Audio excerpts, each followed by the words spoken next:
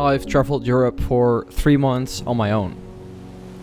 I've spent countless hours in my car driving from location to location. I've driven almost 11,000 kilometers, seen amazing scenery, but most of all, I learned a lot about myself.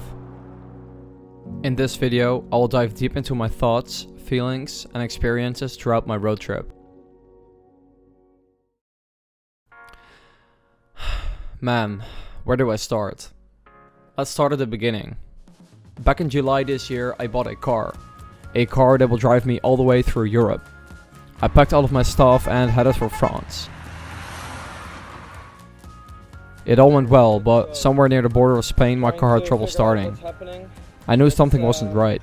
I called my insurance, they'd sent over a car mechanic to discover the problem, but he did nothing. Said everything was okay and left. I took his advice and continued my journey to Spain. When I woke up the next morning to try to start my car, it did the same thing. I called the insurance again and this time it worked. They found a solution.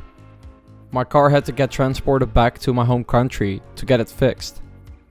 I got a pretty nice rental car in return and everything was solved. Back on the road, baby. I had the time of my life.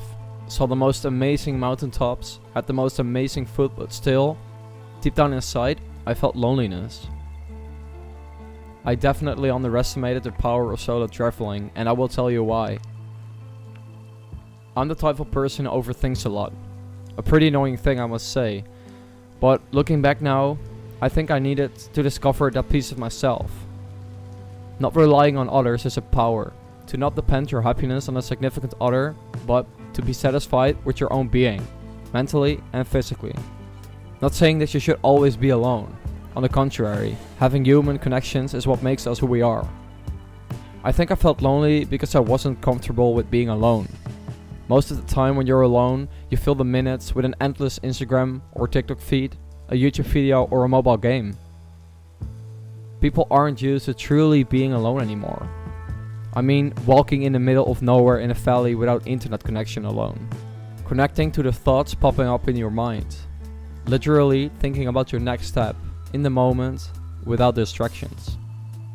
So, what did I do to subside the loneliness? I hiked. Every time I felt loneliness creeping in, I decided to go for a hike. Pick up your hiking shoes and just go for a walk. For me, it cleared my head.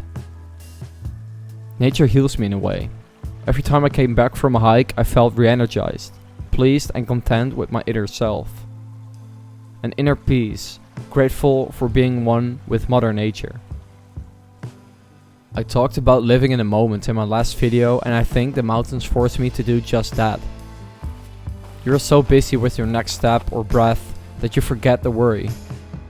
And when you summit a mountain, it gives you a satisfaction like nothing else. The mental battle of thinking you can't make it but pushing through.